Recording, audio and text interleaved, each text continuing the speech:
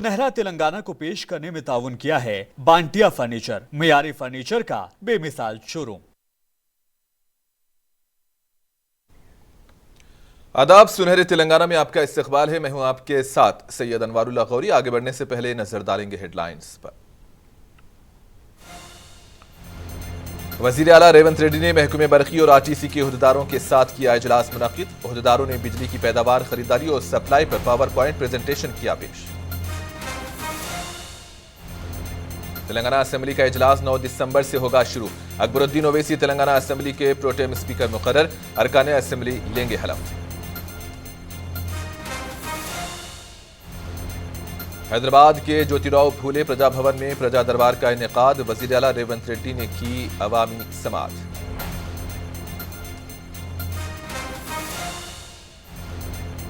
नौ दिसंबर से तेलंगाना के आरटीसी बसों में दस्तयाब होगी मुफ्त सफर की सहूलत। आरटीसी के एमडी सजनार ने जारी किए रहनुमायाना खतूत। तेलंगाना के वजीर आला रेवंत रेड्डी ने सेक्रेटरिएट में महकमे बरकी और आरटीसी के ओहदेदारों के साथ एक जायजा इजलास मुनक्किद किया। इस मौके पर ओहदेदारों ने रियासत में बिजली की पैदावार, सप्लाई और खरीदारी पर पावर पॉइंट प्रेजेंटेशन दिया। जबकि वजीर आला रेवंत रेड्डी ने रियासत में 2 जून 2014 से पहले के हालात और इसके बाद बिजली की पैदावार, खरीदारी और मौजूदा सूरत हाल के बारे में मालूमात हासिल की। महकमे बरकी के सीएमडी प्रभाकर राव की गैर हाजिरी पर नाराजगी का इजहार करते हुए वजीर आला रेवंत रेड्डी ने कहा कि वो असेंबली इजलास के बाद बिजली और आरटीसी के मसले पर फिर एक बार जायजा इजलास मुनक्किद करेंगे।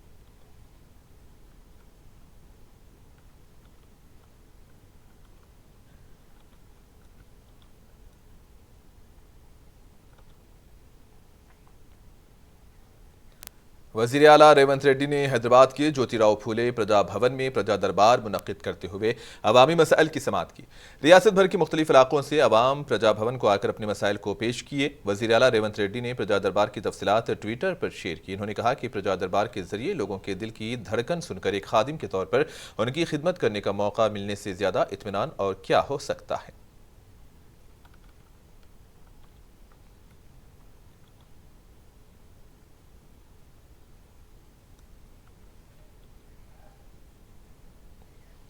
कांग्रेस कायद और रियासती वजीर सी तक्का प्रजा भवन पर काफी सरगर्म देखी गई। इन्होंने चीफ मिनिस्टर रेवंत रेड्डी के यहां से जाने के बाद लोगों की शिकायत सुनने का काम अपने जिम्मे ले रखा था।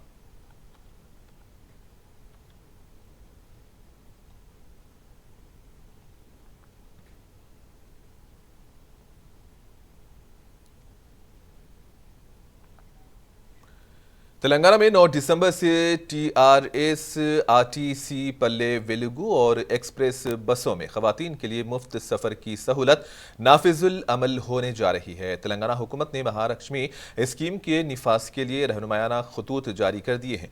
याद रहे कि इंतखाबात में कांग्रेस ने 6 जमानतें देने का वादा किया है और अपने इंतखाबी वादे के तहत हुकूमत में आने के बाद आरटीसी बसों में खवातीन को मुफ्त सफर की सहूलत लागू करने का अमल शुरू कर दिया गया। स्कीम के तहत तेलंगाना की मुकामी लड़कियों, खवातीन और ख्वाजा सराओं को फायदा पहुंचाया जाएगा।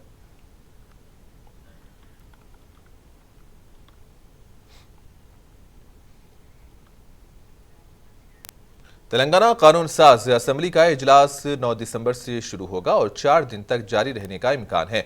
नौमुंतखबा अरकान असेंबली अपने ओहदे का हलफ लेंगे। नए स्पीकर के इंतखाब तक अकबरुद्दीन ओवैसी प्रोटेम स्पीकर के तौर पर खिदमत अंजाम देंगे। मजलिस इत्तेहादुल मुस्लिमीन के लीडर फ्लोर अकबरुद्दीन ओवैसी, जो 6 बार कानून साज असेंबली के लिए मुंतखब हुए हैं, वो तेलंगाना असेंबली के प्रोटेम स्पीकर के तौर पर हफ्ते को नौमुंतखब एमएलएस को हलफ दिलाएंगे।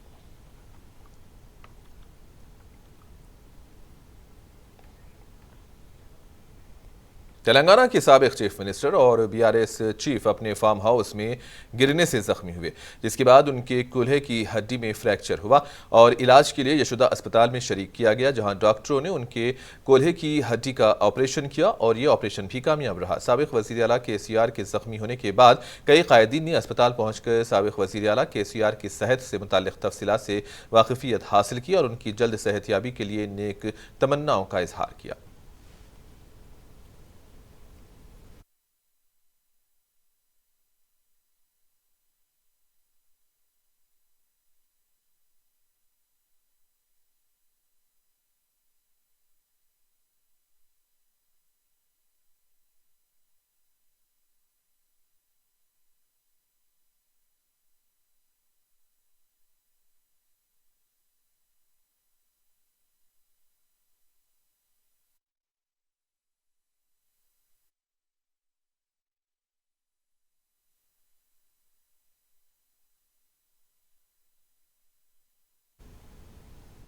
तेलंगाना में उर्दू को दूसरी सरकारी जबान का मौक़िफ़ हासिल है, लेकिन रियासत में इक़्तिदार की तब्दीली के साथ ही वज़रा के चैम्बर्स पर लगाई जाने वाली नामों की तख्ती पर से उर्दू ज़बान को नज़रअंदाज किया जाना उर्दू ज़बान के तई हुकूमत की अदम दिलचस्पी को जाहिर कर रहा है। एक तरफ जहां काबीना में फिलहाल किसी मुस्लिम नुमाइंदगी के ना होने पर अवाम में नाराज़गी देखी जा रही है, तो वहीं उर्दू के साथ नई हुकूमत का रवैया अक़लियतों के साथ नाइंसाफ़ी के मुतरादिफ है। अरबाब मजाज अगर इस पर तवज्जो दें तो उर्दू के साथ होने वाली नाइंसाफ़ी को ख़त्म किया जा सकता है।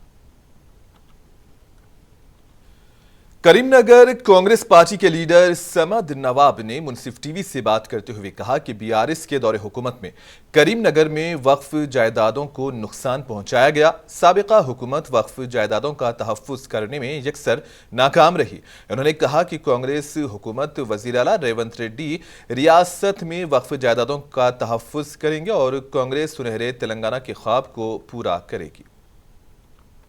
तेलंगाना का नया सीएम चुन लिया गया है और अब बिल्कुल क्लैरिटी है कि 5 साल तक आने वाले रेवंत रेड्डी ही तेलंगाना के नए सीएम रहेंगे, मुख्यमंत्री रहेंगे। केसीआर साहब 10 साल के बाद में अपनी मियाद पूरी कर चुके हैं और वो उनको चुनाव में हार का सामना करना पड़ा। कांग्रेस मेजॉरिटी के साथ जीती और न सिर्फ मेजॉरिटी के साथ जीती बल्कि अपना सीएम बनाने में भी आज कामयाब रही और रेवंत रेड्डी जो हैं वो शपथ ले चुके हैं। तो कहीं ना कहीं बड़ा सवाल अब ये उठ जाता है कि वक्फ प्रॉपर्टीज़ को लेकर अक्सर जो माइनॉरिटीज़ है वो यहाँ की माइनॉरिटीज़ जो है वो वक्फ प्रॉपर्टी को लेकर सवाल उठाते रही है। अब कांग्रेस की सरकार है, कांग्रेस वक्फ प्रॉपर्टी को लेकर क्या करने वाली है ये भी आने वाले वक्त में देखने की वाली बात होगी।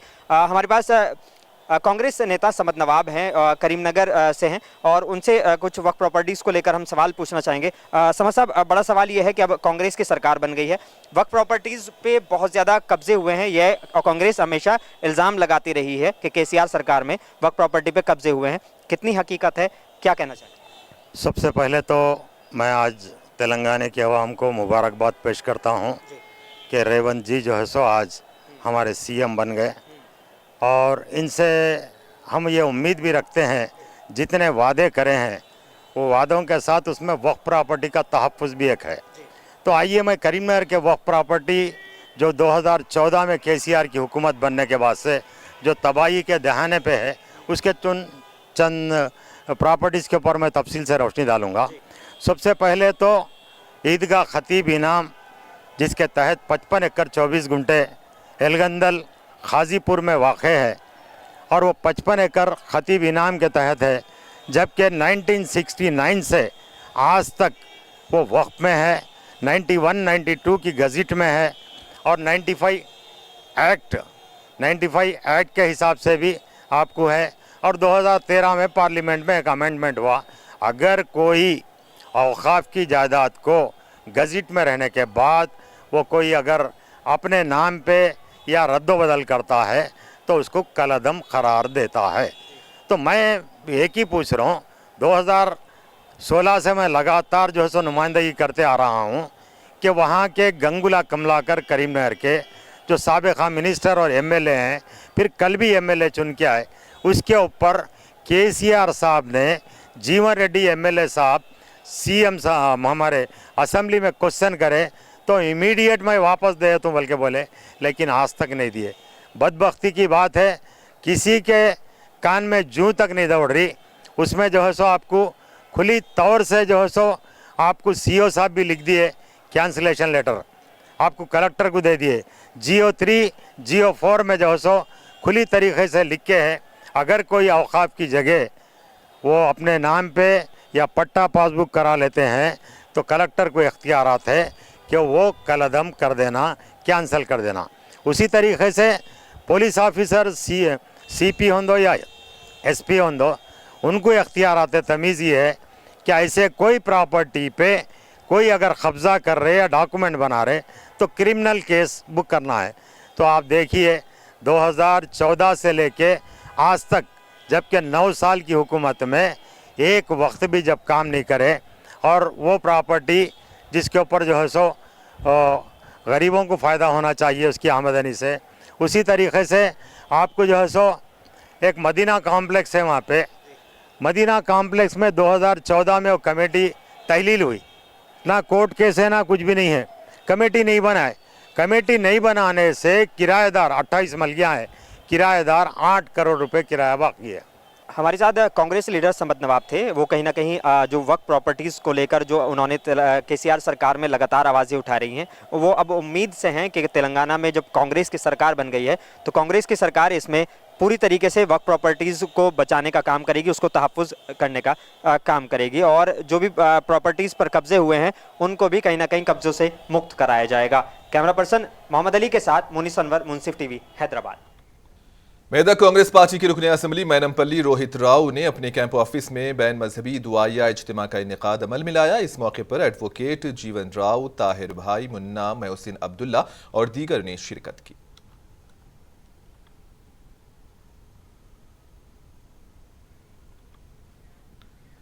मलकाजगिरी के साबिक रुकने असम्बली मैनमपल्ली हनुमंतराव ने मीडिया से बातचीत करते हुए असम्बली इंतखाबात में उनका साथ देने वाले तमाम अफराद से इजहार तशक्कुर किया। कहा कि वो उस शख्स को हरगिज़ नहीं भूलेंगे जिन्होंने इलेक्शन में उनके लिए काम किया। कहा कि मेदक आउटर रिंग रोड का काम बीआरएस के दौरे हुकूमत में नहीं हो सका, लेकिन कांग्रेस इसको पूरा करेगी।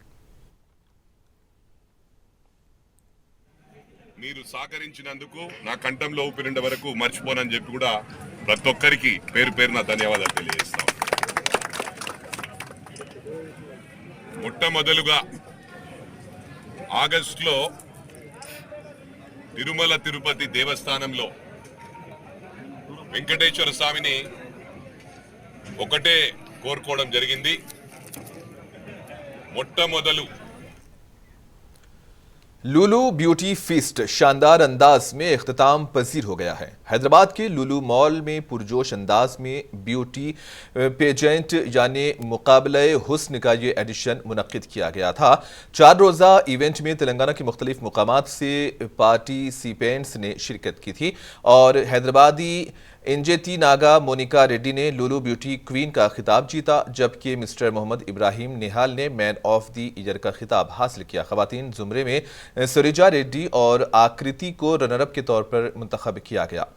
दूसरी तरफ नवाब शहरियार मुस्तफ़ा और एम श्रीनाथ मुकाबले में पहले और दूसरे रनरअप के तौर पर सामने आए। जीतने वालों का ऐलान रोहित खंडेलवाल मिस्टर वर्ल्ड 2016 और Arshina Sumbal Miss Grand India 2023 ने किया। जजेस के पैनल में Prachi Nagpal Miss Grand India 2022, Armila Chauhan Femina Miss India Telangana 2023, अदाकार और supermodel Mister Rajeev Palai और Mister Sharif Nandiyala fashion photographer शामिल थे। इन मेहमानों ने अपने परफॉर्मेंस से फैशन के शायकीन के दिल मोह लिए। ग्रैंड फिनाले मुकाबले में 10 मर्द और खवातीन शामिल थे। हर जुमरे में मुकाबला करने वालों के इंतखाब उनके मेक ओवर और रैंप पर मौजूदगी की बुनियाद पर किया गया। हर टाइटल के फातिह का इंतखाब सवाल जवाब के फाइनल राउंड के बाद हुआ। जीतने वालों को 50,000 रुपये नकद इनाम के साथ सर्टिफिकेट और गिफ्ट हैम्पर्स भी दिए गए।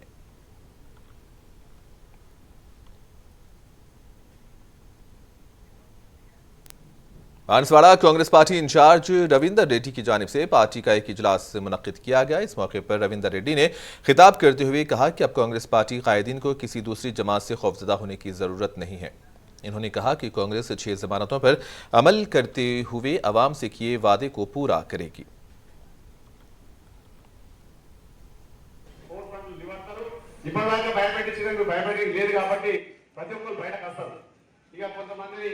పాపం చేయలేదు సస్పెండ్ చేసినట్టు కాంగ్రెస్ పార్టీ చేసిన మీరు కార్యకర్తలు అంటే వాళ్ళు Telangana state non gazetted officers union Vikarabad जिले के मुलाजिमीन की जानिब से नई रियासती हुकूमत को मुबारकबाद पेश की गई। TNGOs मुलाजिमीन ने जिला कलेक्टर दफ्तर के करीब जश्न मनाते हुए वज़ीर आला रेवंत रेड्डी और उनके काबीनी वज़रा को मुबारकबाद पेश की। इस मौके पर TNGOs जिला सदर शिवा कुमार और जिला जनरल सेक्रेटरी मोहम्मद अजमत पाशा ने मीडिया से बात करते हुए कहा कि नौ तश्कील शुदा हुकूमत को यूनियन की जानिब से भरपूर ताउन किया जाएगा और हुकूमत की जानिब से रुबा अमल लाए जाने वाली स्कीम्स को आवाम तक पहुँचाया जाएगा।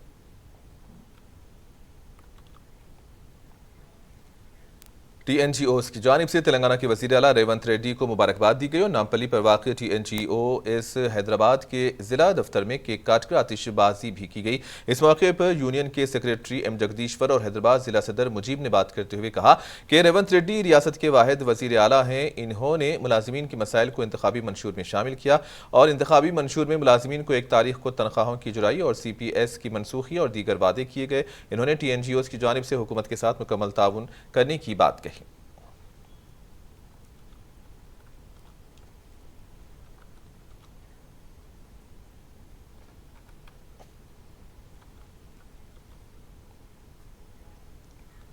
और आखिर में हेडलाइंस पर एक और नजर।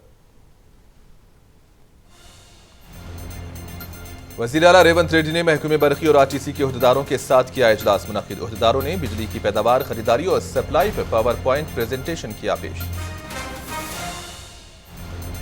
तेलंगाना असेंबली का इजलास 9 दिसंबर से होगा शुरू। अकबरुद्दीन ओवैसी तेलंगाना असेंबली के प्रोटेम स्पीकर मुकर्रर। अरकान असेंबली लेंगे हलफ।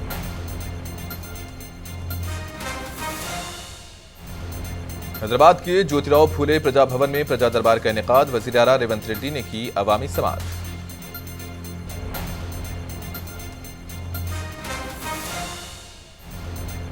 नौ दिसंबर से तेलंगाना के RTC बसों में दस्तयाब होगी मुफ्त सफर की सहूलत। RTC के MD सजनार ने जारी किए रहनुमायाना खतूत।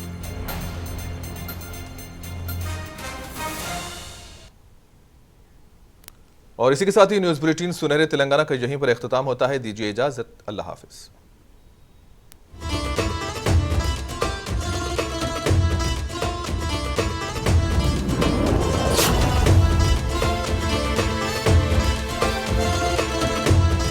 सुनहरा तेलंगाना को पेश करने में ताउन किया है बांटिया फर्नीचर, मियारी फर्नीचर का बेमिसाल शोरूम।